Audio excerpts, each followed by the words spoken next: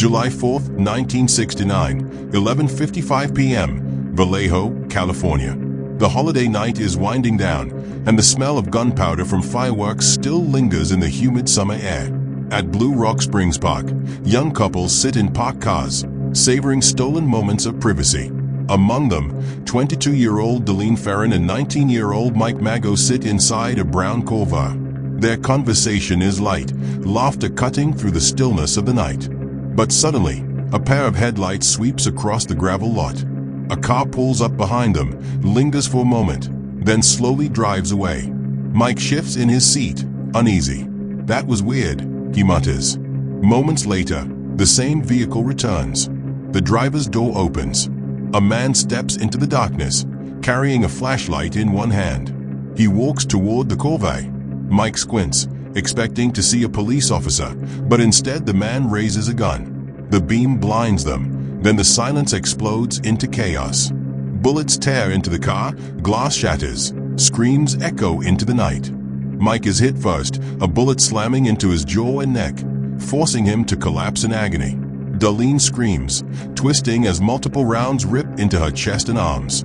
The killer steps back as if leaving, then coldly returns to fire again into their bodies before vanishing into the dark. July 5, 1969, 12:40 a.m. A call rings at the Vallejo Police Department. Dispatchers hear a voice that is disturbingly calm, almost polite. "I want to report a double murder. If you go 1 mile east, you'll find kids in a brown car. They've been shot with a 9mm Luger. I also killed those kids last year. Goodbye." The line clicks. The call is traced to a payphone near the sheriff's office. Officers rush, but the booth is empty, the night quiet. The killer had stood so close, watching, taunting. December 20th, 1968, 11:15 p.m., Benicia, California. 7 months earlier, 17-year-old David Faraday and 16-year-old Betty Lou Jensen parked along the desolate stretch of Lake Herman Road. Witnesses later remembered seeing a suspicious vehicle nearby. At some point, the couple was forced out of their car. David was shot once in the head at close range. Betty Lou tried to run, but collapsed just feet away after being struck in the back 5 times. Their bodies were discovered in the freezing night air, the car door still open, the crime scene silent but horrific. Investigators struggled to find a motive. No money was taken, no sexual assault occurred. It felt like a random execution, but no one could explain why. Months later, after Vallejo, the truth sharpened into focus. A predator was moving among them. August 1st, 1969, morning. Editors at the San Francisco Chronicle, the San Francisco Examiner, and the Vallejo Times-Herald each open a letter. The handwriting is neat, printed in heavy block letters. The letters are almost identical, but each contains a piece of a larger cipher, 408 symbols arranged in grids of circles, triangles, and odd characters. The message is paired with a chilling threat: publish this on the front page, or more people will die. The writer signs off with a strange declaration: "This is the Zodiac speaking." It is the first time the world sees his chosen name, a name that would haunt California for decades. The newspapers comply, printing the ciphers for the public. Citizens gather over breakfast tables and lunch counters, running their fingers across the symbols, trying to solve the code themselves. Within days, a school teacher named Donald Hardin and his wife Betty cracked the cipher at their kitchen table. What emerges is not a name, but a manifesto. The killer boasts of his love for killing, claiming it gives him more fun than hunting wild game, because man is the most dangerous animal of all. The arrogance is sickening. The revelation is chilling. He does not reveal his identity, only his philosophy of murder. September 27th, 1969, 6:20 p.m., Lake Berryessa. It is a warm Saturday afternoon. The lake is filled with picnickers and fishermen, but on a quiet stretch of shore, college students Brian Hartnell and Cecilia Shepard enjoy the late sunlight. Suddenly, footsteps approach. A man emerges, towering above them. He wears a black hood with clip-on sunglasses sewn into it, and a large bib painted with a cross-eye symbol stretched across his chest. In his hand is a pistol. He tells them he is an escaped convict from Deer Lodge Prison in Montana, that he killed the guard, that he needs money and a car. His voice is steady, almost rehearsed. He orders them to lie face down. Brian tries to reason with him, but the man cuts strips of rope and binds their wrists and ankles with practiced ease. Then he pulls a foot-long knife and, without hesitation, stabs them both again and again. Cecilia screams in agony. Brian struggles, but the attacker works methodically until his knife is slick with blood. As they bleed, he walks back to Brian's Volkswagen and writes on the door, Vallejo, the 20th of December, 68. The 7th of April, 69, September 27th, 69, 6:30. By knife. At 7:40 p.m., Napa police receive a call. I want to report a murder. No, a double murder, the voice says. They are 2 miles north of park headquarters. I'm the one who did it. Cecilia dies 2 days later. Brian barely survives to recount the nightmare. October 11th, 1969, 9:55 p.m., San Francisco. Taxi driver Paul Stein picks up a fare near Union Square. The cab drives north into Presidio Heights, stopping at Washington and Cherry Streets. Gunfire shatters the silence. Stein slumps against the steering wheel, blood soaking his shirt. Across the street, 3 teenagers watch in horror through a window. They see the passenger calmly lean over the body, wiping surfaces with a rag, then cutting a piece of Stein's blooded shirt before walking into the darkness. They call police immediately. Officers flood the neighborhood within minutes. 2 patrolmen stop a man just blocks away. He is calm, middle-aged, stocky, wearing glasses. But the dispatcher had mistakenly described the suspect as a black male. They let him go. Later, a letter arrives at the Chronicle. Enclosed is the square of Stein's bloody shirt. The Zodiac gloats. The police could have caught me last night if they had searched the park properly. He had been stopped, spoken to, and released. The humiliation for law enforcement is absolute. By the end of 1969, the Zodiac Killer has taken at least 5 confirmed lives. In his letters, he claims dozens more. He sends threats of sniping children on school buses, promising to shoot out the front tire and pick off the little darlings as they come bouncing out. Parents grow terrified to let their children attend school. Buses are escorted by police. Playgrounds fall silent. Communities lock doors at night and scan the darkness for headlights. The newspapers print his every word. Talk shows dissect his codes. Amateur sleuths try to crack his puzzles. The name Zodiac becomes a cultural obsession. The fear he spreads is not only through murder, but through his mastery of spectacle. He has turned the act of killing into a public performance, and California is his captive audience. Law enforcement has sketches, fingerprints, shell casings, and eyewitness accounts, yet the killer slips through every net. He is faceless, nameless, and always one step ahead. As 1969 closes, Northern California is a region living under siege, and the Zodiac is not done. He is only beginning his reign of terror. January 30th, 1970, 2 p.m., San Francisco Chronicle. Another letter arrives, this one 8 pages long. It contains a new cipher, riddled with strange symbols, as well as diagrams of bombs the killer claims he has built to blow up school buses. I have killed 7 people to date, the letter reads. I will lose all control of myself again and set off the bomb. Attached is a crude drawing of the Golden Gate Bridge with explosives wired beneath it. The city trembles. Parents keep children home from school. Police guard buses, but nothing happens. It becomes clear that the Zodiac's greatest weapon isn't his gun or knife, it's his ability to make an entire region live in fear. April 20th, 1970, 9:45 a.m. The Chronicle receives another letter. This time, a new cipher is included, shorter but even stranger than before. It is signed with the now infamous circle and cross symbol. At the bottom is a note. My name is ____________.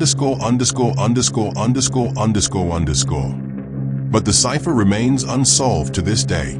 If the Zodiac truly hid his identity inside those symbols, no one has ever been able to decode it. He taunted the world, dangling the promise of his unmasking, then laughed as the trail went cold. June 26, 1970, 1 p.m. A letter arrives referencing the 1966 murder of Sherry Jo Bates, a Riverside City College student who had been stabbed dozens of times in an alleyway. The Zodiac hints that he was responsible, claiming she was a part of me. Investigators look back and realize that anonymous letters and even a poem was sent after Bates's murder, taunting police in a similar style. Did the Zodiac begin killing years earlier? Or was he simply hijacking another case for notoriety? The ambiguity only adds to his legend. By the summer of 1970, the Bay Area press has become a stage for the killer's theatrics. Every time a letter arrives, newsrooms erupt in chaos. Headlines scream across front pages. Radio hosts speculate. Citizens huddle over newspapers, terrified and fascinated in equal measure. The Zodiac controls the narrative, and every word he writes becomes gospel for a public already gripped by paranoia. March 22nd, 1971, 1:45 p.m. A postcard arrives at the Chronicle, postmarked from Los Angeles. It references the abduction of Kathleen Johns, a 22-year-old woman who was lured into a stranger's car near Modesto months earlier. She had been driving late at night with her infant daughter when a man pulled alongside, warning her that her wheel was loose. He offered help, then sabotaged her car. Johns and her baby endured hours of terror as he drove aimlessly through the backroads, making chilling threats, before she escaped with her child into a field. When shown police sketches later, Johns identified the Zodiac as her abductor. Whether he truly was her kidnapper remains debated, but his postcard boasted of the attack as if to claim it for himself. 1971 into 1974 marks a strange period. The letters become sporadic. Murders attributed to the Zodiac slow or vanish. Was he hiding? Had he been imprisoned for another crime under a different name? Or had he simply grown bored of the spotlight? Then, in 1974, he re-emerged. January 29, 1974, the Chronicle receives a new letter. This one is short, praising the film The Exorcist. It is the best satirical comedy that I have ever seen, the Zodiac writes. He signs it with his crossbow symbol and a tally of 37, claiming, without proof, to have killed 37 people. By then, police only confirmed 5 victims. Was this exaggeration, or had the Zodiac been far more prolific than anyone knew? The question lingers unanswered. Through the 1970s, dozens of suspects are investigated. One name rises to the forefront: Arthur Lee Allen. He is a school teacher dismissed for misconduct, a man known to be violent, who owned Zodiac-style watches branded with the same crossbow symbol. His handwriting resembles the letters.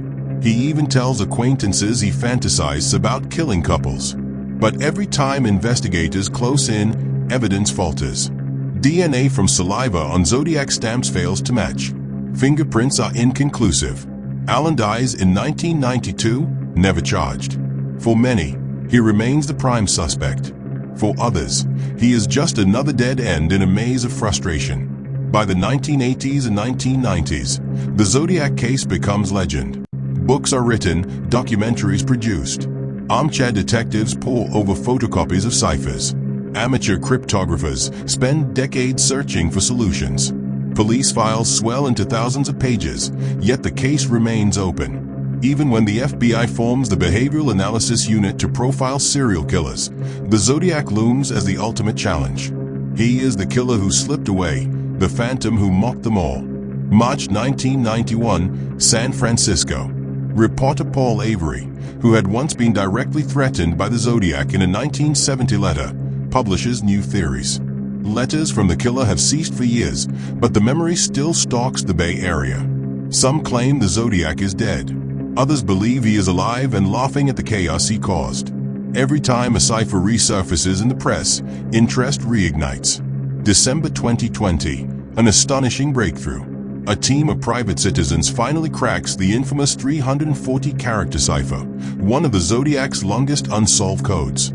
Using computer algorithms and linguistic analysis, they uncover the message: "I hope you are having lots of fun in trying to catch me. I am not afraid of the gas chamber because it will send me to paradise all the sooner." The tone is mocking, the content empty. No name, no clue to his identity. Even decades later, he holds the last laugh. October 2021, a group called the Case Breakers, composed of retired FBI agents and journalists, announces they have identified the Zodiac as Gary Francis Post, a man who died in 2018. They cite photo comparisons, scars on his forehead, and circumstantial connections. The story dominates headlines, but law enforcement agencies, including the FBI, say there is no definitive proof. Post may have been another false lead in a long line of them. The mystery remains unsolved.